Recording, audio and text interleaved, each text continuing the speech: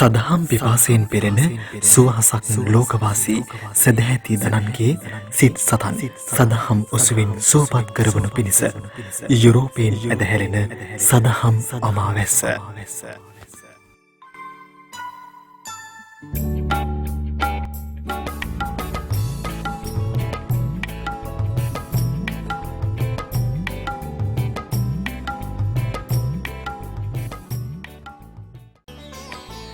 ඉතාලියේ රෝම නගරයේ ශාක්‍ය මුනි විහාරස්ථානය මගින් සෑම ඉරුදිනකම යුරෝපාවේලාවෙන් රාත්‍රී 8ට සංවිධානය කරනු ලබන රෝම ධර්මදේශනා මාලාවේ තවත් එක් ධර්මානුශාසනාවක් ඔබේ ප්‍රඥාලෝකය පිණිස මෙසේ තිළින කිරේ.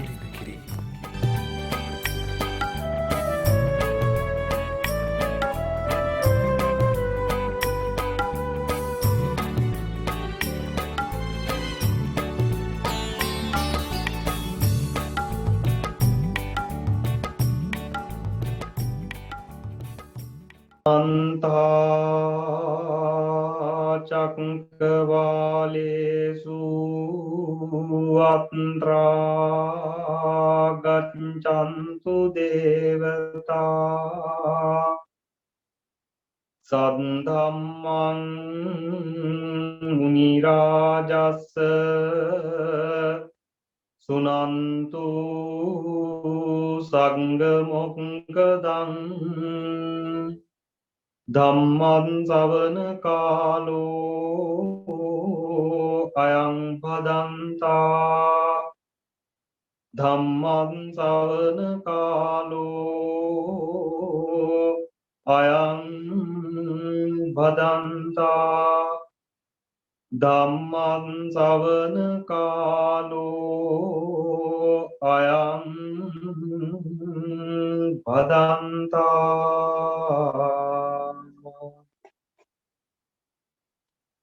නමෝ තස්ස භගවතෝ අරහතෝ සම්මා සම්බුද්දස්ස. නමෝ තස්ස භගවතෝ අරහතෝ සම්මා සම්බුද්දස්ස.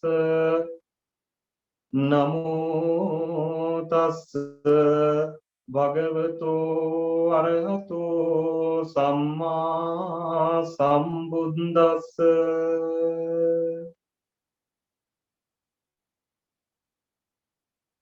ද්වේමේ භික්ඛවේ අන්තා පබ්බජිතේන නසේවිතබ්බා යෝචායං කාමේසු කාමසු කල්ලිකානුයෝගෝ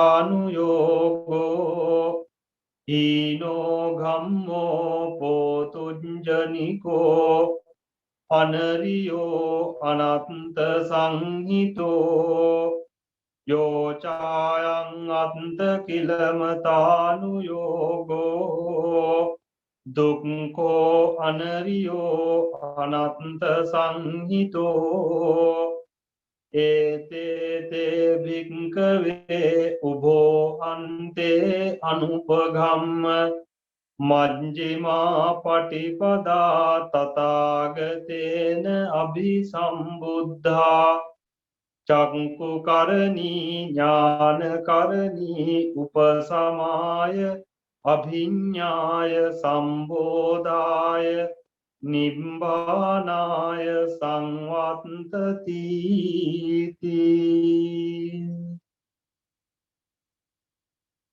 ශ්‍රද්ධා සම්පන්න සුපින්වත්නි,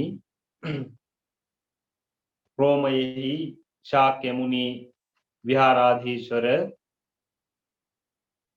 පණ්ඩිත කටුවන සිද්ධාර්ථ ආමුදුරුවන් වහන්සේගෙන් අවසරයි ශාක්‍ය මුනි විහාරය රෝම ධර්මදේශනා නමින් සද්ධර්ම සංවාද මණ්ඩපයක් නිර්මාණය කර ගනිමින් මේ ලෝකයෙහි සුවිශේෂී ලෙසින් මතුවෙච්ච කොයි කාටත් දැනෙච්ච මේ රෝග ව්‍යසන කාල වකවානුව තුලදී ඔබගේ විහාරස්ථානයේ බොහොම සාර්ථක වැඩපිළිවෙලක් සිද්ධ කරගන්නට යෙදුණා. ඒ වෙනුවෙන් පළමුවෙන්ම මේ සඳහා සිව්පස දායකත්වයෙන් පුවටැන් කරන ශාක්‍ය මුනි විහාරයෙහි කුළුපග දායකින් වෙනුවෙන් පින් දෙමින් මේ සිද්ධ කරන ලද මෙහෙවරෙහි පුරෝගාමී දායකත්වයේ දක්වන කටුවන සිද්ධාර්ථ හාමුදුරුවන්ට එහි සුවිශේෂී ගෞරවය පිරිනමන. සුපින්වත්නි, සිද්ධාර්ථ හාමුදුරුවෝ මම දන්නා පරිදි මේ යුරෝපයේ සිටින තරුණ යතිවරයාණන් වහන්සේලා අතර ජාතික ආගමික ශාස්ත්‍රනික වශයෙන් සුවිශේෂීතර මෙහෙවරක් ඉෂ්ට සිද්ධ කරන පුරෝගාමී යතිවරයාණන් වහන්සේ කෙනෙක්. උන්වහන්සේ ඒ සඳහා සුදුස්සෙක්.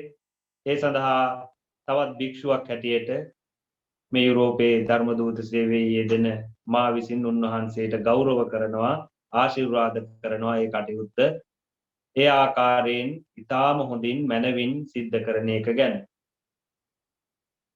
එවිතරකුදු නෙවෙයි, මේ රෝම ධර්ම දේශනා මාලාවෙහි අද දවස ජූලි 25 වන ඉරිදා හවස 8ට ආරාධනා කරන්නට කියන එක මම හිතන්නේ සිද්ධාර්ථ හාමුදුරුවෝ බොහෝ කලකට කලින් මට සිද්ධ කරපු ආරාධනාවක්. කොහොම හරි ඒට කල් එළඹුණා. අපි සියලු දෙනාම වාසනාවන්ත වුණා. තථාගතයන් වහන්සේගේ බුදුබණ පදයක් මේ විදිහට සාකච්ඡාවට පමුණුවා ගන්න. ඒ වෙනුවෙන් සිද්ධාර්ථ හාමුදුරුවෝ මතක් කළත් මේ තථාගතයන් වහන්සේගේ ධර්මය පිළිබඳව සඳහන් වෙන සුප්‍රසිද්ධ පාඨය ඔබ අප හැමදෙනාම දන්න ධම්මෝසද සමන්නත්ති ඒතං පිබත භික්කවෝ කියලා දහම් පාඨයක් තියෙනවා. අපිත් ව්‍යාධි කාලයක සුවිශේෂී වශයෙන් ගැවසෙනවා වගේ දැනුණත් ඒතායන ඒකායන සත්‍යයක් තමයි බුදු පියාණන් වහන්සේ දක්වනවා. මේ උත්පත්තිය ලැබුණු මිනිස්සුන්ට මේ ව්‍යාධිය කියන එක කැදල්ලක්. මේ ජීවිතය කියන්නේ කැදල්ලක්. මේ ව්‍යාධිය කියන කුරුල්ලට නිවාසස්ථාන කරගන්න. ඒ විතරක් නෙවෙයි. බුදුහාමුදුරුවෝ දක්වනවා මේ තමාය කියන මේ ජීවිතය තවත් විදිහකින් කිව්වොත් එහෙම රෝගයක් කියලා. රෝගං වදති අත්තනෝ කියලා කියන බුදු පියාණන් වහන්සේ තැනකදී රෝගං වදති අත්තනෝ තමාය කියලා කියාගන්නේ රෝගයකට කියලා හිතාගත්තට කමක් නැහැ කියන. මේ නිසා මේ සදාකාලික සත්‍යයක් වෙච්ච මේ ව්‍යාධි ධර්මය මනවින් මතුවෙච්ච කාලයක් තුලදී මේ ධර්මයේ තමයි එකම ඖෂධය වෙන්නේ. ඒකට ආවට ගියාට ප්‍රසිද්ධියට එහෙම නැත්නම් තථාගතයන් වහන්සේගේ මේ ධර්ම ප්‍රචාරයේ උදෙසා සිව්පදයේ උදෙසා සිද්ධ කෙරෙන කාරණයක් නෙමෙයි, ප්‍රකාශනයක් නෙමෙයි. ඒකාන්ත වශයෙන් මේ ව්‍යාධිය මරණය ආදී කොටගත් දුක්ඛයන් නෙමෙයි, පංච උපාදානස්කන්ධය දුකක් හැටියට දකින මේ ආර්ය ශාසනයේ ඉගැන්වීම යම් කිසි කෙනෙක් තමන්ගේ අවධානයට අවබෝධයට ලක් කරගත්තා. නිරන්තරයෙන්ම සමුදය වෙන ඒ සමුදය වෙන ලක්ෂණය තුලම ප්‍රකට කරන නිරෝධ ලක්ෂණයෙන් යුක්ත වෙච්ච මේ පංච උපාදානස්කන්ධ දුක්ඛය අනිත්‍ය බැවින් ඒකාන්ත දුකක් බවට පරිවර්තනය වෙනවා. මේ සංසාරගත දුක්ඛයට එකම පිළියම බුදු පියාණන් වහන්සේ බොහෝ සෙයින් වෙහෙස වී බොහෝ සෙයින් කැපකිරීම කරලා හමු කරගත්ත, හසු කරගත්ත මේ ධර්මයේ නැමැති චතුරාර්ය සත්‍යය තමයි එකම පිහිට.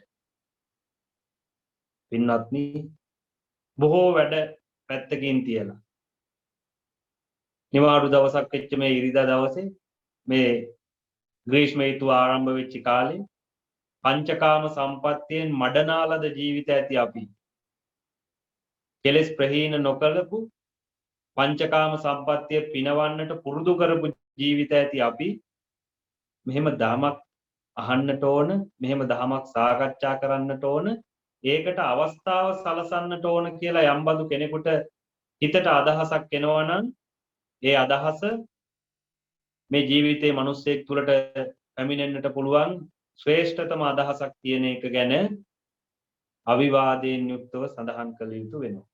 කොහොම නමුත් මේ සුවබර සන්ධ්‍යාවේ මේ ග්‍රීෂ්ම ඍතුවේ යුරෝපයේහි ජීවිත ජාති ජරා ව්‍යාධි මරණාදී ලක්ෂණයන්ගෙන් කවදත් වෙලිලා තියෙන මේ පොදු සත්‍යතාවය අප වටා තියෙන කාලයක මේ වෙනුවෙන් මේ අදහසින් ආධාර කළ ආරාධනා කළ සිද්ධාර්ථ හාමුදුරුවන්ට උපකාර කරන චාන්දනී ඒ වගේම දේවිකා කියන මහත්මීන් දෙපළ 25 වන දින උපන් දිනේ සමරන ඒ දෙපළගේ නිදුක් නිරෝගී සුව පතා මියගිය පී.ඩී. සිරිසෝම ජේ.ඩබ්ලිව් සුනන්දාවති චමින්ද රොෂාන් අනුර වසන්ත කුමාර සෝමාවති අඹේපිටිය ඇතුළු ඥාතීන්ට අනුමෝදනා පිණිස මේ කටයුත්ත සිද්ධ කරනවා. චාන්දනී මහත්මියත් දේවිකා මහත්මියත් සත්පුරුෂ ගුණ ඇතිව මේ සිද්ධ කරන්නා වූ යහපත් කටයුත්ත සංසාර ගමනේ බොහෝ අඩුලුහුඩුකම් පුරවා ගන්නට ධර්ම අවබෝධයේ පිණිස සිද්ධ කරන්නා උතුම් ධර්ම දානමේ පින්කමක් ලෙසින් සලකාගෙන මේ පින් අනුමෝදන් වී මේ පින තවත් මියගිය ඥාතිවරුන්ට අනුමෝදන් කරත්වා කියන පණිවිඩයේ මේ ධර්ම දේශනාව ආරම්භයට ප්‍රථමව මම සිහිපත් කරනවා. ඔබට ගෞරව කරනවා. ඒ වගේම ප්‍රේමා කංකානම්ගේ මහත්මිය සිද්ධාර්ථ හාමුදුරුවන්ට අප උපකාර කරමින් මේ වෙනුවෙන් ජූලි 27 වෙනි දින යෙදෙන උපන් දිනයේ වෙනුවෙන් ඒ වගේම සහෝදර සහෝදරියන් දූදරු මුණුබුරු මිනිබිරියන් ඇතුළු කොටගත් පවුලේ සියලු දෙනාට සෙත්පතා ඒ වගේම ජේමිස් අප්පුවාමි ජේන් නෝනා මෑණියන් ආදී මේ දෙමව්පියන් බේබි නෝනා ලීලාවති සෝමාවති ලීටා ඇතුළු මියගේ සියලු දෙනාට පුණ්‍යානුමෝදනා පින්කමක් බවට අභිප්‍රාය ඇතිව මේ පින්කම සහ සංවිධානය කරගන්නවා. එන්සෝ රූපා කියන මේ දෙපළ මියගිය පන්තිනි නිකොලා ඩී.එච්. රණසිංහ පියතුමන් ඒ වගේම ඩී.එම්.පී. රණසිංහ ජයසේකර ගුණවති සීලවති ඇතුළු මේ සියලුම සත්පුරුෂ ඥාතීන්ට පුණ්‍යානුමෝදනා පිණිසත් වින්සෙන්සෝ පන්තිනි මරියා ඩොමේනිසා රූපානන්ද ඇතුළු පවුලේ සැමට ආශිර්වාද කිරීම පිණිසත් මේ පින්කම පදනමක් කරගන්නවා හේතු කාරණාවක් කරගන්නවා. ඒ වගේම ලාල් නලින්දී යුවල 25 වෙනි අද දිනට උපන් දිනයේ යෙදෙන බෙන්තකගේ ලාල් පද්මරාජ මහත්මයාට ආශිර්වාද පිණිසත් මෑණියන් නලින්දි මහත්මිය ඇතුළු පවුලේ සැමට ආශිර්වාද කිරීම සඳහා මියගිය සීල ඥාතීන් වෙනුවෙන් අනුමෝදනා පූර්වකව පින්කමක් හැටියට මේ ධර්ම දානමය පින්කම උපනිශ්‍රේ කරගන්නවා. සිද්ධාර්ථ හාමුදුරුවෝත් මතක් කරලා ටිකක් දිග වුණත් තොරතුරු මමත් මතක් කරන්නට යෙදුනේ මේ සත්පුරුෂ මේ කලන ගුණධර්මයේ මිනිස්සෙක්ගේ ඉස්සරෝම පිබිදෙන්න ඕන දෙයක්. කාටවත් මේ ධර්මය අහන්න අවස්ථාවක් හම්බෙන්නේ නැහැ. කාටවත් මේ කියන විදිහට චතුරාර්ය සත්‍ය පිළිබඳව නුවණ පහළ වෙන්නේ නැහැ. හැබැයි මේ සත්පුරුෂ ගුණ ඇති මිනිස්සු මිය පරලොව ගිය මිනිස්සුන් පිළිබඳව සුජීවත්ව වාසය කරන මිනිස්සු පිළිබඳව මෙලව පරලොව සලකාගෙන කර්මඵලයේ පිළිබඳව විශ්වාස කරගෙන තථාගතයන් වහන්සේ පිළිබඳව ධර්ම රත්නය පිළිබඳව සංඝ රත්නය පිළිබඳව ශ්‍රද්ධා මාත්‍ර හැඟීමකින් හිත පුරවාගෙන මේන් විමුක්තියක් වේ මේන් ශාන්තියක් වේ අපේ ජීවිතවලටත් මිය පරලොවගේ ඥාතීන්ටත් කියන මේ සත්පුරුෂ හැඟීමෙන් හිත පුරවා ගන්න එකම මේ සද්ධර්ම අවබෝධයේ උදෙසා තියෙන පියවර. ඒකට මේ මම දැන් සඳහන් කළ මේ හතර ගොල්ලොන් ගන්නා වූ වෙහෙස දක්වන්නා වූ දායකත්වය මේ ශාසන භාරධාරී භික්ෂූන් වහන්සේ නමක් හැටියට ඔබට ඒකාන්ත වශයෙන්ම ශක්තියක් වේවා බලයක් වේවා ආශිර්වාදයක් වේවා කියලා ඔබගේ ගුණවත්කමක්සේ සත්පුරුෂකමක්සේ සලකා ආශිර්වාද කරනවා සිද්ධාර්ථ හාමුදුරුවන්ට මේ කටයුතු වෙනුවෙන් අප උපකාර කරන එක පිළිබඳව. හොඳයි. සිද්ධාර්ථ හාමුදුරුවෝ ගැනත් ඒ වගේම දායකත්වයේ දරන ඔබත් මේ ධර්ම ශ්‍රවණය කරන අනිකුත් පින්වත් හැම දෙනා වෙනුවෙනුත් මේ මෛත්‍රී සාගත පුණ්‍යානුමෝදනාවන් පිළිදැරිව ධර්මානුශාසනාව මම ආරම්භ කරනවා. පින්වත්නි මාතෘකා කරන්නට යෙදුණා ඔබ අප හැම දෙනාටම හුරු පුරුදු ධම්සක් පැවතුම් සූත්‍ර දේශනාවේ සමාරම්භක සූත්‍ර පාඨයක් ධර්ම පාඨයක්. මට හදිසියේ නමුත් මේ කාරණාව මතක් වුණේ අපි ඇසලපුර 15ක් පොය දවස ඉක්ම ගොස් නොබෝ කාලයයි. අවපසට හඳ හැරි නොබෝ කාලයයි තවත් බොහොම මේ ඇසල සඳ දීප්තිමත්ව පායන්නට තව සුළු මොහොතකින් නියමිතයි. තථාගතයන් වහන්සේ තමන් වහන්සේ විසින් මේ ලෝකයාට මේ ඖෂධය ලබා දීපු සුවිශේෂී පූර්ණිම දවස තමයි මේ ඇසලපුර 15ක් පොය දවස. ඒක නිසා බොහෝ සෙයින් ධර්ම දේශනාවන් ශ්‍රවණය කරන්නට ඇති. ධම්සක් පැවතුම් සූත්‍රය පිරිසජ්ජායනාවලදී අහලා කියලා ඇති. නමුත් මේ ධර්මයේ ඇහුවට ඇති වෙන්නේ ඇහුවට ප්‍රමාණවත් වෙන්නේ නැහැ. තව තවත් ජීවිතයට සමීප කරගන්නට අහපු දේවල් තහවුරු වෙයි. නාහපු දේවල් අද මගේ අනුශාසනාවෙන් අහන්න ලැබේවි. ඒ වාගේම සිත පැහැදේවි. සැකතෙන් දුරු වේවි. මේ කියන නානාවිධ අර්ථයන් උදෙසා හිත පහදවාගෙන පින්නත් ඔබ හැම දෙනාම සිත කය වචනය සංවර කරගෙන මේ ධම්සක් පැවතුම් සූත්‍රයේ වෙනුවෙන් මද අවධානයක් යොමු කරමු කාල සීමාවට අනුරූපීව. මම හිතනවා පුරා පැයක් වගේ කාලයක් අපිට තියෙන්නේ. අපි මිනිත්තු 25ක් 30ක් වුණත් මේ සද්ධර්මයේ දේශනාව කෙරෙහි යොමු වෙන්නට අදහස් කරමු. සමස්තයේ වශයෙන් නොවුණත් මම මේ සූත්‍රයේ හර පද්ධතිය කෙරෙහි ඔබගේ අවධානය යොමු කරවන්නම්. මගේ අභිප්‍රාය ඒක බැවින්. බුදු පියාණන් වහන්සේ දේශනා කරනවා පින්වත්නි මේ ලෝකයේ තියෙනවා අන්ත දෙකක්. මිනිස්සුන්ගේ හිතේ පහළ වෙන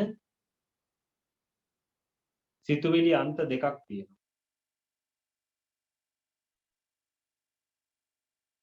මේ සිතුවිලි අන්ත දෙකෙන් බුදු පියාණන් වහන්සේගේ විවරණයට ලක් වෙන අන්ත දෙක ඔබ හොඳින් දන්නවා. කාම සුකල්ලිකානු යෝගයත් අත්ත කිලමතානු යෝගයත්. මේ කාරණාවට පදනම් වෙන මේ කාම සුකල්ලිකානු යෝගයටත් අත්ත කිලමතානු යෝගයටත් කියන මේ යෙදීම් දෙකට හිත නැඹුරු වීම දෙකට මම මේ කියනකොට මේ වචන මාත්‍ර අල්ලගන්නේ තමන්ගේ ජීවිතය තුළින් මේ කාරණාව මතු කරගන්නට ඕන. මගේ හිත අන්ත දෙකකට නැමෙනවා කාමසුකල්ලිකානු යෝගයත් අත්ත කිලමතානු යෝගයත් කියන දේ. කෙටියෙන් ගත්තොත් කම්සප භුක්ති විඳින්නට ඕන. කම්සප කියන්නේ ඇසට යහපත් දර්ශනම හමු කරවන්නට ඕන. කනට යහපත් ශබ්දම හමු කරවන්නට ඕන. නාසයට යහපත් ගඳ සුවඳම හමු කරවන්නට ඕන. දිවට යහපත් රස මිහිරම හමු කරවන්නට ඕන. කයට යහපත් ස්පර්ශයන්ම හමු කරවන්නට ඕන කියලා මහත් වූ වෙහෙසක් මහත් වූ කැපකිරීමක් කරනවා. මගේ ජීවිතේ එහෙමද නැද්ද කියලා තමන් තීරණය කරගන්න. ඒ විතරක් නෙවෙයි අත්ත කිලමතානු යෝගය. මේ ජීවිතේ මේ විදිහට හරියන්නේ මේවා මේ පංචකාම සම්පත්තිය මේ ආකාරයෙන් භුක්ති විඳලා නැහැ. මේවා දුරු කරවන්නට ඕන. මේවා මේ හිතන විදිහට මේ ඇසට කනට යොමු කරවලා හරියන්නේ නැහැ. මේ වගේ අත මිදෙන්නට ඕන කියලා යම් බඳු ප්‍රතිපත්තියක් දක්වනවා නම් ඒ කම්සපින් තොර වෙන්නට ඒක අත්ත කිලමතානු යෝගය වශයෙන් අපි මුලින් සඳහන් කරගමු. හැබැයි මේ දෙකම හිතෙන්ද පදනම් වෙච්ච කාරණාව මොකක්ද? ධම්සභා මණ්ඩපේ ඉන්න පින්නතුන් කල්පනා කරලා බලන්න. මට මෙහෙම හිතෙනවා නම් අන්ත දෙකකින් ජීවිතය ගැන. මේකට පදනම මොකක්ද? අත්ත කිලමතානු යෝගයටත් කාමසුකල්ලිකාන යෝගයටත් පදනම කුමක්ද?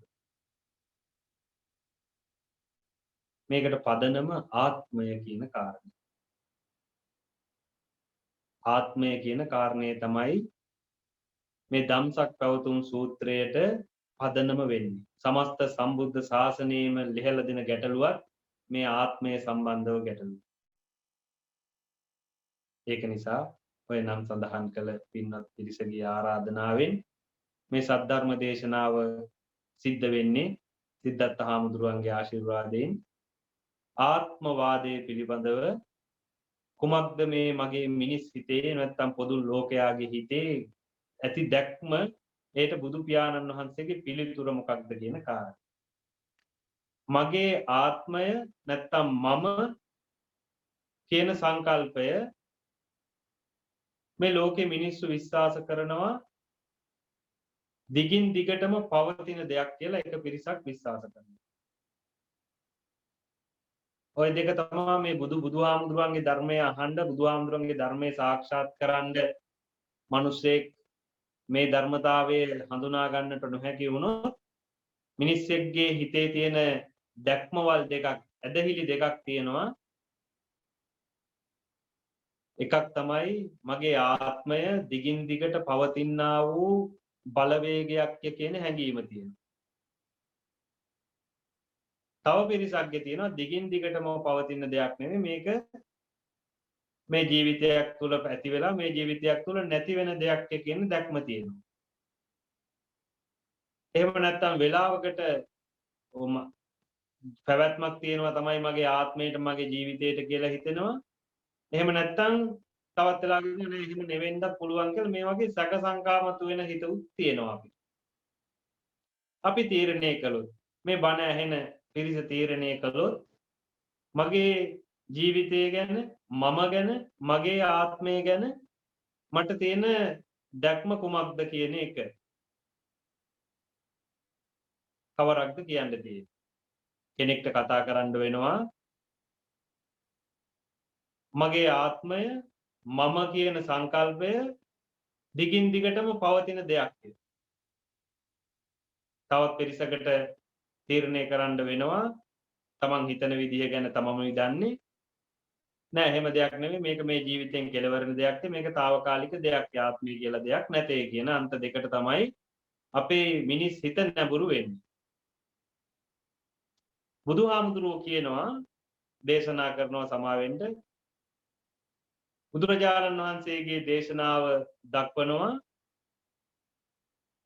මේ දිගින් දිගටම ආත්මයක් තියෙනවාය කියන හිතන පිරිස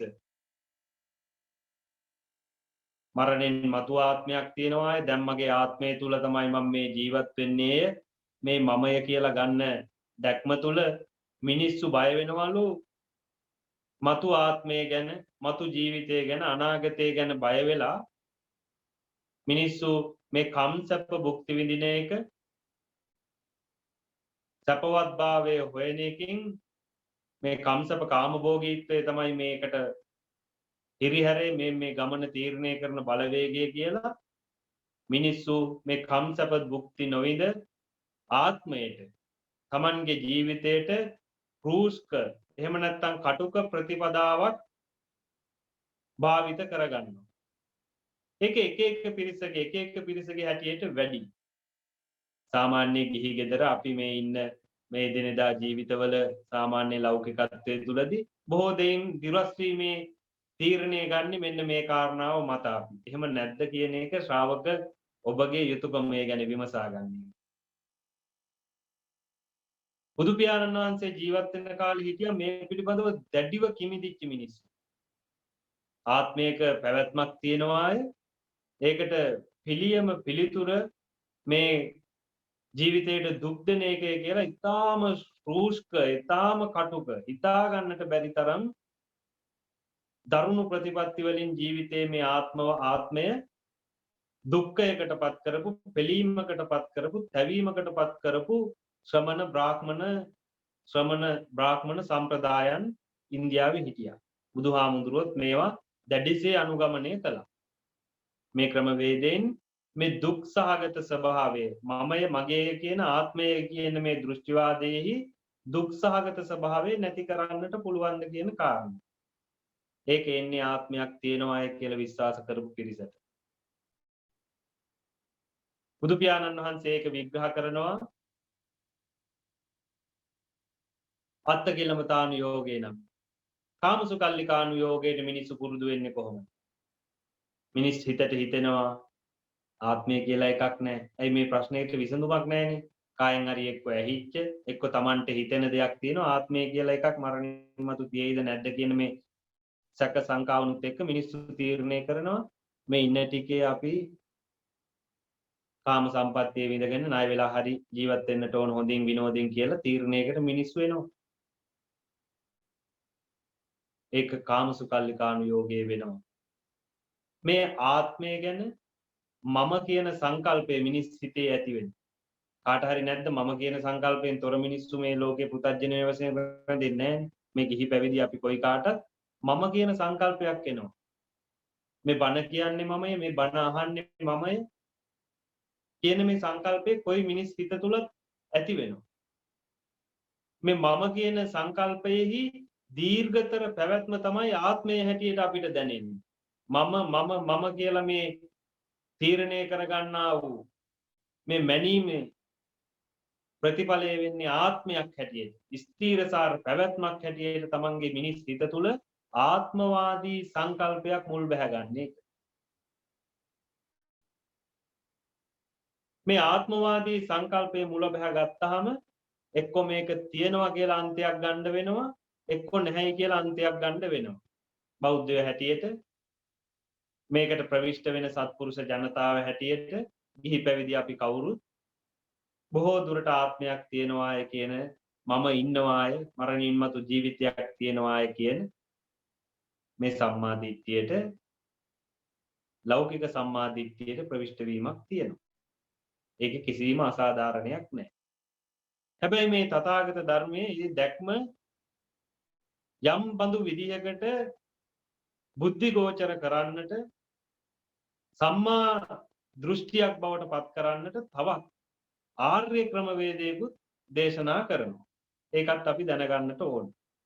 ධර්මයේ දන්නවා කියන්නේ ඔන්න ඔය කොටසින් ඉදිරියට යම්කිසි කෙනෙක් පියවරක් තබා ගන්නවා නම් මේ ආත්මය සම්බන්ධව තියෙන ප්‍රශ්නේ. ආත්මයට පදනම වෙන්නේ මම කියලා හිතන එක. කාමසුකල්ලිකානු යෝගයටත් අත්තකිලමතානු යෝගයටත් පදනම් වෙන්නේ ආත්මය. ආත්මයට පදනම වෙන්නේ මම කියලා හිතන එක. කොයි වෙලාවටද මම කියලා හිතෙන්නේ? අවස්ථා 6කදී හිතෙනවා. මම හිතනවා බොහෝ කලක් මේ ධර්ම සාකච්ඡාවන් වල යෙදෙන නිසා පින්වත් පිරිසට අවස්ථාව ඇති ඕන තරම්ම අපිට වැඩි බොහොම වික්ත විශාරද හාමුදුරුවරුන්ගෙන් ධර්මය අහන්න අවස්ථාව යෙදෙන්න ඇති. අවස්ථා 6කදී මම කියලා හිතෙනවා අපිට. රූප දකිද්දි මේ ඇහෙන් රූප දකිද්දි හිතෙනවා මම දකින්නවා කියලා. කනෙන් අහද්දි හොඳද නරකද කළුද සුදුද කියන ඒවා නෙවෙයි. යමක් පේනකොට අපිට හිතෙනවා මවට පේනවා කියලා. යමක් ඇහෙනකොට මට හිතෙනවා මට ඇහෙනවා කියලා.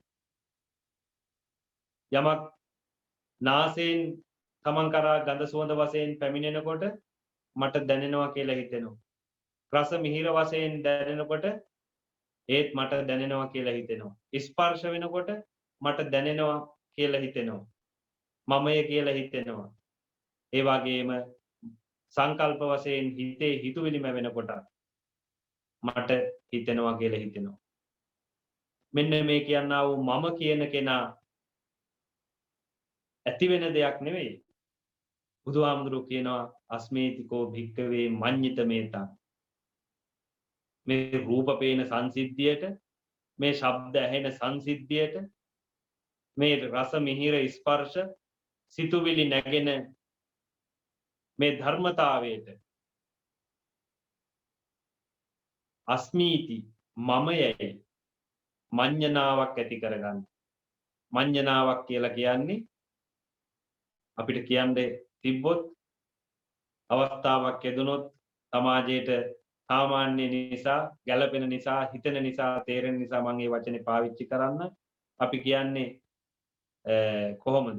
මඤ්ඤණාවක් කියන එක ගොඩාම සමීප නිකන් ඒක අපේ මනෝ විකාරයක්. මඤ්ඤණාවක් කියලා කියන්නේ හිතෙන බොරුවක්. අපි කියන්නේ මඤ්ඤන් කියලා මිනිස්සුන්ට. ඒ වචනේ හැදෙන්නේ මේ කියන්නා වූ විකාරයක් අපිට හිතෙනවා.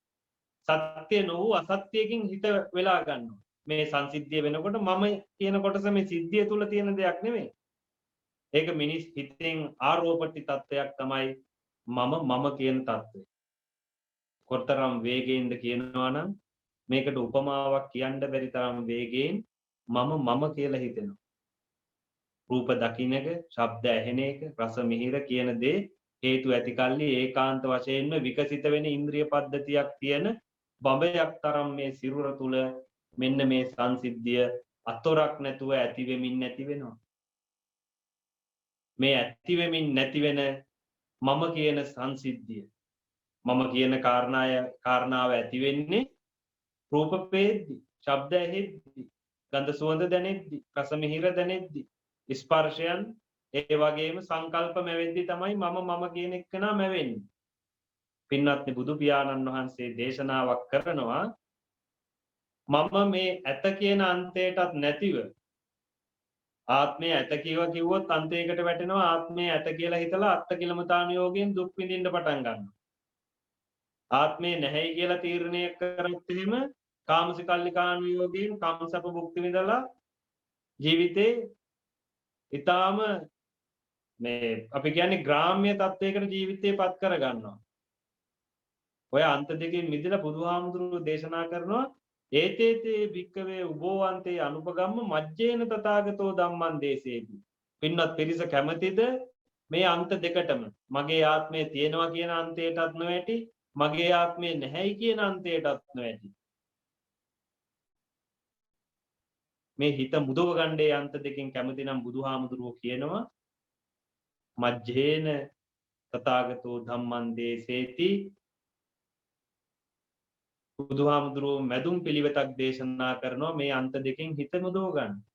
මෙන්න මේ අන්ත දෙකෙන් හිත මුදව ගන්න මැදුම් පිළිවෙත කියලා බුදුහාමුදුරුවෝ දේශනා කරන්නේ ආර්ය අෂ්ටාංගික මාර්ගය. ආර්ය අෂ්ටාංගික මාර්ගය කියලා කියන්නේ පින්වත්නි මින් පළවෙනි කාරණය සම්මා දිට්ඨිය. සසර ගමනෙන් කෙලවර කරගන්න ඕන කෙනෙක් මෙන්න මේ විදිහට බණ දහම් අහලා මේ විදිහට බණ දහම් සංවිධානය කරගෙන එකතු පාදා වෙලා මේ සම්මා දිට්ඨියට ප්‍රවිෂ්ඨ වීමට කරුණු කාරණා සකස් කරගන්නට ඕන. ඒකට කරුණු කාරණා හතරක් අවශ්‍යයි. කල්යාණ මිත්‍රයන් වහන්සේ නමක්, ඒ වගේම උන්වහන්සේගේ සද්ධර්ම දේශනයක්, ඒ වගේම යෝනිසෝ මනසිකරණයක්, ධර්මානුධර්ම ප්‍රතිපදාවක් කියන මේ පිළිවෙලවත් හතර ඕන සම්මා දිට්ඨියට කෙනෙකුට එන්න. සම්මා දිට්ඨියට කෙනෙකුට එන්න ධර්මයේ දැන දරාගත්ත කල්යාණ මිත්‍රයෙක් අවශ්‍යයි. කිහිද පැවිදිද ප්‍රශ්නයක් නැහැ. ධර්මයේ දන්න කියන කල්යාණ මිත්‍රයෙක් අවශ්‍යයි. ඒ වගේම උන්වහන්සේගෙන් මේ ප්‍රකාශනය අවශ්‍යයි. ධර්මයේ පිළිබඳව චතුරාර්ය සත්‍ය පිළිබඳව. එහෙම අහගත්තහම යෝනිසෝ මනසිකාරය ප්‍රභවස්ථානයේ ඉලහ මෙනෙහි කර ගැනීම අර කියලා දෙන චතුරාර්ය සත්‍ය ධර්ම දේශනාවට අනුව හිත තබලා බුදුහාමුදුරු කෙනෙක් බුදු වෙන්නටත් පාවිච්චි කරන්නේ ඔය යෝනිසෝ මනසිකාරය තමයි. හැබැයි කායින්වත් අහගෙන නැහැ. හැබැයි බුදු පියාණන් වහන්සේ යෝනිසෝ මනසිකාරයෙන් තමයි ධර්ම අවබෝධයට පැමිණෙන්නේ. ඒ නිසා අපිටත් තියෙන එකම මිදීමේ මඟ යෝනිසෝ මනසිකරණය. බුදුහාමුදුරන්ට මේ යෝනිය මේ ප්‍රභවස්ථානයේ කුමක්ද කියලා දෙන්න කෙනෙක් හිටියේ නෑ. හැබැයි බුදු පියාණන් වහන්සේ අපිට ඒක තමන් වහන්සේ විසින් හොයාගෙන කවරක්ද මේ දුකේ ප්‍රභවස්ථානය කියලා හොයලා කියවුවා. ඒ දේශනාවට අනුරූපීව අපිට අවස්ථාව තියෙනවා මින් මිදීමේ මගක් හොයාගන්න. සුපින්වත්නි සම්මා දිට්ඨියට පැමිණෙන්නට අන්න ඒ ප්‍රභවස්ථානයේ ඉලහ මෙනෙහි කරගෙන ධර්මානුධර්ම ප්‍රතිපදාවට සතර සතිපට්ඨානය කේන්ද්‍ර කරගත්ත මේ ආර්ය මගට ප්‍රවිෂ්ඨ වෙන්නට ඕන. මේ සත්‍ය වටහා ගන්නට සම්මා දිට්ඨියට ප්‍රකට වෙන්නට.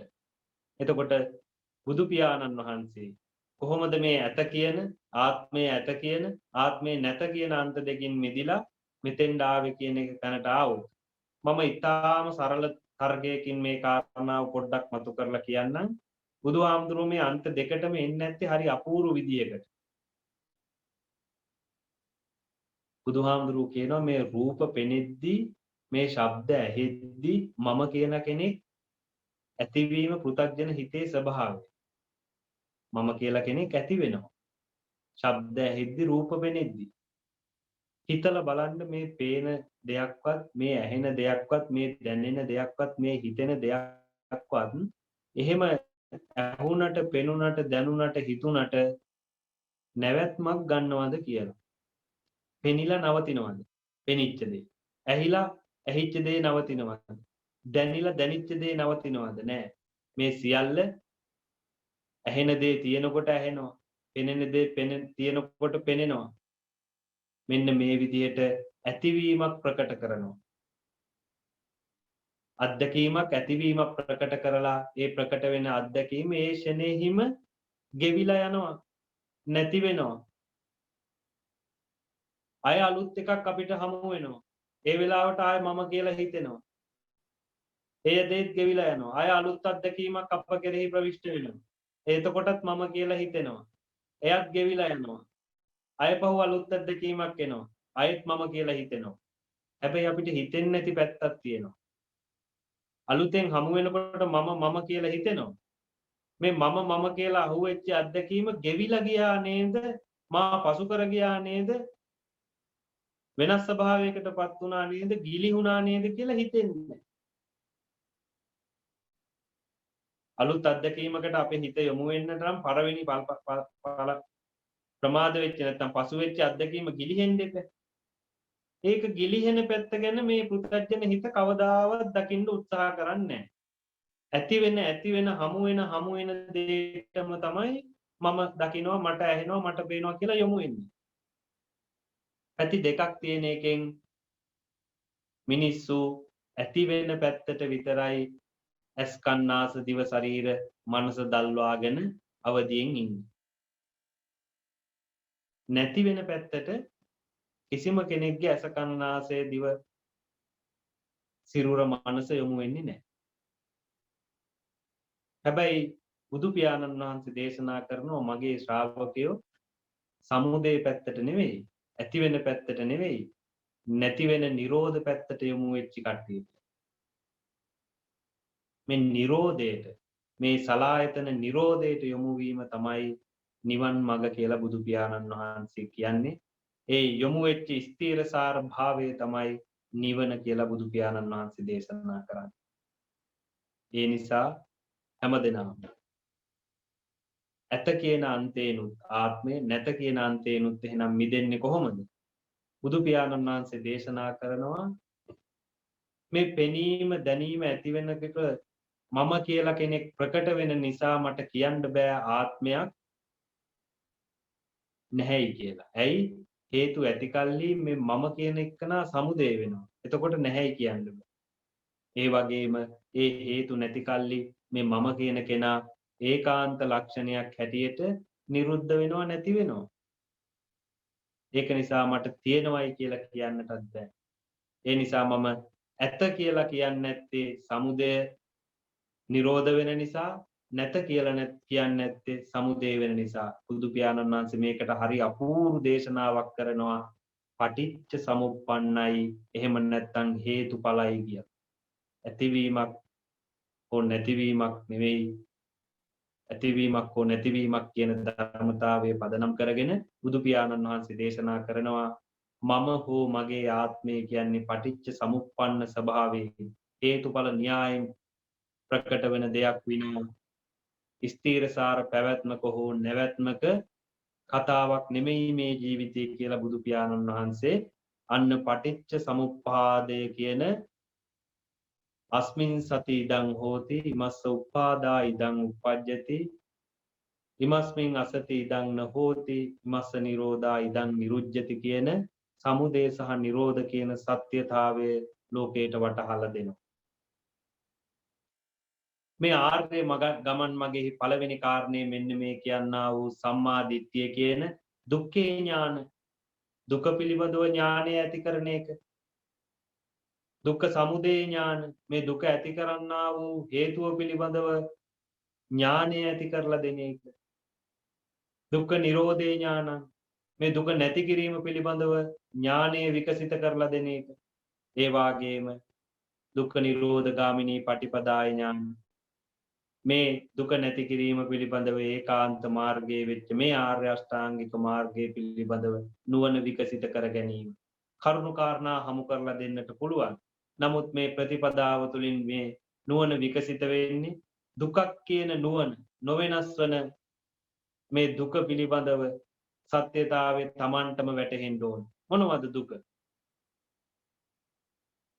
පංච උපාදානස්කන්ධයේ දුකයි කියලායි බුදුරජාණන් වහන්සේ දේශනා කරන්නේ.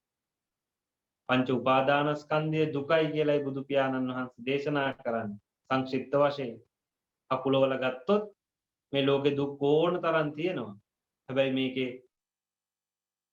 පරමතාවය එහෙම නැත්නම් ඊටාම සියලු දෙනාටම පොදු පරම සත්‍යතාවය තමයි පංච උපාදානස්කන්ධයේ දුකයි. රූප උපාදානස්කන්ධය, වේදනා උපාදානස්කන්ධය, සංඥා උපාදානස්කන්ධය, සංඛාර උපාදානස්කන්ධය, විඥාන උපාදානස්කන්ධය කියන පංචස්කන්ධ උපාදානයේ දුකයි කියලා බුදු පියාණන් වහන්සේ දේශනා කරනවා. ඇයි දුක් වෙන්නේ? නිකන් නෙමෙයි. අර අපි කියපු අනිත්‍ය බැවින් දුකයි. සමුදය වෙනවා හා සමානවම නිරෝධ වෙනවා මේ දේවල්. එබැවින් දුකයි. පංචස්කන්ධයක් කියලා කියන්නේ ඇහැ කියන එක තමයි. පංචස්කන්ධයක් කියලා කියන්නේ කන කියන එක තමයි. පංචස්කන්ධයක් කියලා කියන්නේ නාසය කියන එක තමයි. පංචස්කන්ධය කියලා කියන්නේ දිව කියන එක තමයි. පංචස්කන්ධය කියලා කියන්නේ කය කියන එක තමයි. පංචස්කන්ධය කියලා කියන්නේ මන කියන එක තමයි. ඉන්ද්‍රියක් බෙදලා දැක්වුවොත් පංචස්කන්ධයකින් තමයි බෙදලා දක්වන්නේ. ඇහැ කියන ආයතනයේ බෙදුවොත් පංචස්කන්ධය කියන්නේ බුදුහාමුදුරුවෝ හේතුඵල සම්බන්ධතාවය පෙන්වන්න බෙදලා කියපු එක විදිහක්. එතුලින් අපි දැනගන්නට ඕන මෙහි ඇතිවීම සහ නැතිවීම කියන ධර්මතාවය. ඒ න්‍යාය දැනගන්නේ පටිච්ච සමුප්පන්නයි කියලා කියන්නේ හේතුඵලයි. හේතුන් වලින් ඉපදුනායි. ඇහැ කියන්නේ හේතු පහක ඉපැත්ම. රූප හේතුව, වේදනා හේතුව, සංඥා හේතුව, සංකාර හේතුව, විඥාන හේතුව කියන හේතු පහක ඇති වෙන తত্ত্বය ඇහැක් උපද්දවලා දෙනවා. ඔය හේතු පහම කන වශයෙන් ඉපදෙනවා. ඔය හේතු පහම නාසය වශයෙන්, දිව වශයෙන්, කය වශයෙන්, මනස වශයෙන් ඉපදෙනවා. සයාකාර ආයතන ලෝකයක උපදීම, වැයවීම, නිරෝධ වීම මේ පංචස්කන්ධ ලක්ෂණය. ඒක නිසා සුපින්වත්නි බුදුහාමුදුරුවෝ කියලා දීපු මේ ඔය ස්කන්ධ පරයයකින් හරි, ධාතු පරයයකින් හරි, ආයතන පරයයකින් හරි, නාම රූප විඥාන පරයයකින් හරි මිනිස්සෙක් පටිච්ච සමුප්පාදය දැන දරා ගත්තොත් මෙහි තියෙන හේතුඵල සම්බන්ධතාවයෙන් සමුදයත් නිරෝධයත් යෝ පටිච්ච සමුප්පාදං පස්සති සෝ ධම්මං පස්සති යෝ ධම්මං පස්සති සෝ මං පස්සති කියන තැනට පැමිණෙන්නට අවස්ථාව යෙදෙනවා. එතෙන් දෙන්නේ චතුරාර්ය සත්‍ය පිළිබඳව ඥානය කිව්වනේ සම්මා දිට්ඨිය. දුකයි. දුක වෙන්නේ අනිත්‍ය බැවින්. අනිත්‍ය කුමක්ද? ඇස අනිත්‍යයි, කන අනිත්‍යයි, නාසය අනිත්‍යයි, දිව අනිත්‍යයි, කය අනිත්‍යයි, මන අනිත්‍යයි කියන සලායතන අනිත්‍යයි හැම තැනකම දක්වලා තියෙන්නේ. මේ සලායතනයේ එක ආයතනයක් ගත්තොත් ඒ බෙදා වෙන් කළ හැකි තත්වයන් තමයි ස්කන්ධ ලක්ෂණයන් කියලා කියන්නේ. මේ ස්කන්ධ ලක්ෂණයන්ට පින්වත්නි මේ පෘථග්ජන හිත උපාදානය කරගන්නවා මමය, මගේ, මගේ ආත්මය කියන කාරණේ. මමය, මගේ, මගේ ආත්මය කියන කාරණයකින් මේ සිද්ධ වෙන්නා වූ පංච ස්කන්ධ ක්‍රියාවලිය ගැන අපිට හිතෙනවා මමයි මේ කියලා. මේ සක්කාය පිළිබඳව මේ බඹයක් පමණ කය පිළිබඳව අපිට හිතෙනවා මේ මමය එහෙම නැත්නම් මගේ ආත්මය කියන කාරණේ. බුදුහාමුදුරුවෝ කියනවා මේ සක්කාය කියන්නේ මමය හෝ මගේ ආත්මය නෙමෙයි. මම මේ සක්කාය කියලා කියන්නේ පංච උපාදානස්කන්ධයට කියලා. රූප උපාදානස්කන්ධය, වේදනා උපාදානස්කන්ධය, සංඥා උපාදානස්කන්ධය, සංඛාර උපාදානස්කන්ධය, විඥාන උපාදානස්කන්ධය කියන මේ නාම රූප විඥාන ක්‍රියාවලියට මම කියනවා මේ පංච උපාදානස්කන්ධයට සක්කාය කියලා. තථාගතයන් වහන්සේගේ ප්‍රකාශයේද එහෙම නැත්නම් මෙතුවක් මම හිතාගෙන හිටපු මේ මමය කියන ක්‍රියාවලියද කියන එක පිළිබඳව විමසීම ඇති කරගන්න එක යෝනිසෝ මනසිකරණයේ කියන මේ පංචස්කන්ධ විවරණය Tamanට රූප පෙනෙද්දි, ශබ්ද ඇහෙද්දි, ගඳ සුවඳ දැනෙද්දි, රස මිහිර දැනෙද්දි, කයට පහස දැනෙද්දි, මනසට සංකල්ප මැවෙද්දි යම්කිසි කෙනෙක් මෙනෙහි කරගන්නවා නම් ඒ කාරණාවට සතර සතිපට්ඨානය කියලා කියන්න පුළුවන්කම තියෙනවා. මේ සම්මා දිට්ඨික අවස්ථාවට යම්කිසි කෙනෙක් මේ ආකාරයෙන් සමීප වෙලා දරා ගන්නවා නම් දැන ගන්නවා නම් මේක අනිත්‍ය ලක්ෂණයට නිරන්තරයෙන්ම භාජනය වෙන, නිරෝධ ලක්ෂණයට නිරන්තරයෙන්ම භාජනය වෙන, සමුදය ලක්ෂණයෙන් යුක්ත වෙච්ච අත්දැකීම් දුක්ඛයක් මේක. වෙනස් වෙන බැවින් අනිත්‍ය බැවින් දුක් සහගත දෙයක් කියන දුක පිළිබඳව කෙනෙක් දැක්කොත් ඇයි විසඳුමක් නැහැ. ඇහැ අරගෙන හිටියොත්, රූප තිබුණොත්, මනස යොමු වුණොත් පෙනීම කියන එක නවත්තන්න බෑ සම්මජ්ජාතීකට කෙනෙකුට. ඇහිම ශබ්ද තිබ්බොත්, කන හොඳින් තිබ්බොත්, මනස යොමු වුණොත්, මනස කියලා කියන්නේ හිත යොමු වුණොත්, නාම ධර්මයන්ගේ යොමුවක් වුණොත් ඒ කාරණාවේ ඇහිම කියන එක නවත්තන්නට බෑ. පින්වත්නි, ඒ නිසා මේ නොනවතින දුක්ඛය ඇති වෙමින් නැති වෙමින් යන අතීතයේ වුණා නම් උනේත් ඒක, අනාගතයේ වෙනවා නම් වෙන්න තියෙන්නේ ඔය වගේ සංසිද්ධියක්. වර්තමාන වෙලාවේ සිද්ධ වෙනවා නම් ඒ සිද්ධ වෙන්නේ ඒ වගේ දෙයක්. මෙන්න මේ කියන්නා වූ එකම සංසිද්ධියක කැරකි ප්‍රවර්තනය වෙන මේ සංසාර ගමනක සැපක් කොයින්ද කියන කාරණේ විමස ගන්න කියලා කියනවා. අපි මේ සදාතනික සත්‍ය කෙරෙහි තථාගතයන් වහන්සේ කෙනෙක් මතු කරන විමසුම් සහගතව යෙදීම තුලින් සතර සතිපට්ඨානයේ තුලින්ම මේ ආර්ය අෂ්ටාංගික මාර්ගයේ ඉදිරියට ඇදෙන්නට වෙනවා.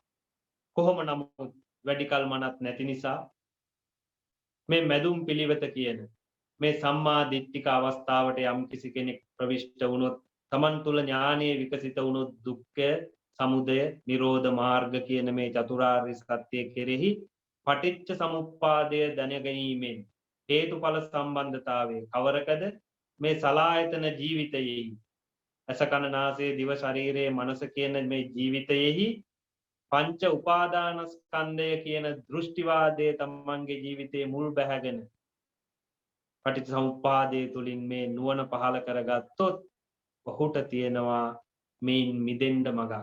ඒ මග තමයි බුදුහාමුදුරුවෝ මැදුම් පිළිවෙත හැටියට මේ සූත්‍රයේදී කාරණා 8කින් දක්වන්නේ.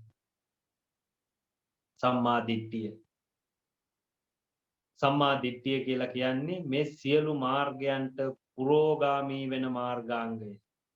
අපි ඔතෙක් වෙලා මෙතෙක් වෙලා වැඩි වෙලාවක් අරගෙන යම් බඳු විදිහකට සාකච්ඡා කරන්න උත්සාහ කරපු කාරණේ සම්මා දිට්ඨිය. සම්මා දිට්ඨියට යොමු වෙනොත් යම් කිසි කෙනෙක් ඔබට කරන්න තියෙන්නේ මේ අංග 10යි. මෙතනදී අංග 8ක් කතා කරාට අංග 10කින් යුක්ත වෙච්ච මේ විමුක්ත මාර්ගයේ ආර්ය අෂ්ටාංගික මාර්ගයේ කේන්ද්‍ර කරගෙන ඔබට වඩන්නට තියෙන්නේ මාර්ගාංග 4යි. කවරක්ද? සම්මා සංකප්පය, සම්මා වාචා, සම්මා කම්මන්ත, සම්මා ආජීව කියන ආර්ය අෂ්ටාංගික මාර්ගයේ මාර්ගාංග 4 සම්මා දිට්ඨිය පෙරටු කොටගෙන සම්මා වාචා කියන ධර්මතාවය නැවත නැවත පිරිහෙනකොට පිහිටුවා ගන්නට පුළුවන් නම් සම්මා සංකල්පයේ පිරිහෙනකොට නැවත නැවත සම්මා දිට්ඨියෙන් ඍජු කරගන්නට පුළුවන් නම් පිරිහෙණිය එක නොපිහිරුණක් බවට පත් කරගන්නට පුළුවන් නම් කම්මන්තය කියන කාරණය පිරිහෙනකොට පිරිහීමෙන් වළක්වා ගන්නට පුළුවන් නම් ආජීවයේ පිරිහෙනකොට පිරිහෙන බවින් වළක්වා ගන්නට වීර්යයෙන් යුක්තව කටයුතු කරනවා නම් ඒ සම්මා දිට්ඨිය මේ හේතුඵල සහ සම්බන්ධතාවය මේ පංච උපාදානස්කන්ධයක් කියන දැක්ම තමන්ට ඉන්ද්‍රියක් බවට පරිවර්තනය වෙනවා. ඒකට කියනවා අපි සති, එහෙම නැත්නම් සම්මා සති කියන ස්වභාවයට අපේ ජීවිතයේ අපේ හිතපත් වෙනවා. සම්මා දිට්ඨියත් සම්මා වායාමයත් සම්මා සතියත් කියන මේ අංග තුන අවශ්‍යයෙන්ම සම්මා සංකල්පයත් එක්ක යෙදිච්චාම සම්මා වාචා කියන මාර්ගාංගයත් එක්ක යෙදිච්චාම සම්මා කම්මන්ත කියන මාර්ගාංගයත් එක්ක යෙදිච්චාම සම්මා ආජීව කියන මාර්ගාංගයත් එක්ක කියන මේ මාර්ගාංග හතරත් සමග යෙදිච්චාම එහි ප්‍රතිඵලයක් ලෙසියට පින්නතුනි සම්මා සමාධිය කියන ආර්ය සමාධිය ආර්ය උපේක්ෂාව මේ මිනිස් සිත තුළ ප්‍රකට වෙනවා. මෙන්න මේ කියන්නා වූ ආර්ය උපේක්ෂා තත්ත්වය ආර්ය ඥානයත් ආර්ය විමුක්තිය හෙවත් නිර්වාණයත් සාක්ෂාත් කරන්නට උපස්ථාම්භක වෙනවා. ඒ නිසා බුදු පියාණන් වහන්සේ ඉතා සුපැහැදිලිව මේ සංසාර ඕගය තරණය කරගන්නට සද්ධර්ම සමාරම්භයට ධම්මචක්කප්පවත්තන සූත්‍රය මේ ඇසලපුර 15ක් පොහොය දවසේ දා මිගදායේදී දේශනා කරමින් අපට ලෙහෙලා දෙන්නට උත්සාහ කරපු අප වෙනුවෙන් අනුකම්පාවෙන් සාර අසංකේය කල්පලක්ෂයක් පෙරම්දම් පුරමින් විකසිත කළ සත්‍යය තමයි මම මගේ ආත්මය කියන ධර්මවාදය සැබෑ සත්‍යයකින් මතු කරලා ඇත්තද නැතද කියන අන්තයෙන් මිදිලා සැබෑ සත්‍ය පංච උපාදානස්කන්ධ සත්‍යතාවයේ පිළිබඳව හිත යොමු කරගෙන කුසල් දහම් වඩා වර්ධනය කරගෙන ඒ කුසල පූර්ණය තුලින් විමුක්ත වෙන රාගයේ දේශයේ මෝහය ප්‍රහීන වෙන සිතක අසිරියට සදාතනික වූ සැපතකට මේ ජීවිතය ප්‍රවිෂ්ඨ කරවීමේ මහානුභාව සම්පන්න ධම්සක් පැවතුම් සූත්‍රය පදනම් කරගෙන සිද්ධ කරපු මේ කෙටි සද්ධර්ම දේශනාව සමාප්ත කරනවා. මේ සද්ධර්ම දේශනය වෙනුවෙන් සම්බන්ධ වී සිටින ඩෙන්මාර්කේ කෝපන්හේගන් බෞද්ධ විහාරාධිපති නම කියන්නට අවසරයි මාර්තුගඩ උපරතන නායක මාහිමිපාණන් වහන්සේ ඇතුළු කොටගත් මහා සංඝරත්නයන් පාදාභිවන්දනයෙනුත් සද්ධර්මයේ ශ්‍රවණය කළ ඔබට පුණ්‍යානුමෝදනාවෙනුත් මේ ධර්ම දේශනයට අප උපකාර කළ මුලින් නම් සඳහන් කළේ අභිප්‍රාය ලහබී සුපින්වත් හැම දෙනාටමත් පින් දෙමින් එනම් මුලින් නම් සඳහන් කළ මේ වෙනුවෙන් ආධාර උපකාර කළ සියලුම පින්වත් පින්නතුන්ගේ ඒ අභිප්‍රායන් ඒ ආකාරයෙන්ම සඵල වේවා කියන තුනුරුවන්ගේ ආශිර්වාදය පිරිනමනවා. කටුවන සිද්ධාර්ථ පණ්ඩිත හාමුදුරුවන් වහන්සේට මේ සිද්ධ කරන්නා වූ ශාසනික මෙහෙවර ඉදිරියට සිද්ධ කරගෙන යන්නට ශක්තිය ධෛර්යය ලැබේවා කියලා ඒකාන්ත වශයෙන්ම සහෝදර සිතින් ආශිර්වාද කරනවා.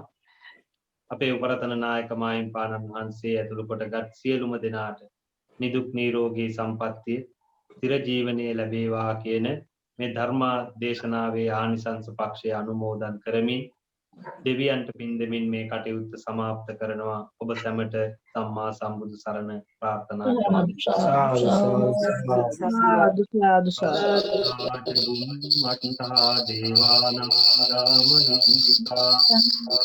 සාදු අනුමෝදිතා චිරං රක්ඛන්තු ලෝක සාසනං ආකාසට්ටා ච බුම්මට්ටා දේවානාගා මහින්దికා පුඤ්ඤන්තං අනුමෝදිත්වා චිරං රක්ඛන්තු දේශනං ආකාසට්ටා ච බුම්මට්ටා දේවානාගා මහින්దికා පුඤ්ඤන්තං අනුමෝදිත්වා චිරං රක්ඛන්තු තං සදා එවං බුද්ධං සරන්තානං ධම්මං සංඝං ච භික්ඛවෝ භයං වා චම්බිත්තං වා ලෝමහං සෝන හෙස්සති Sa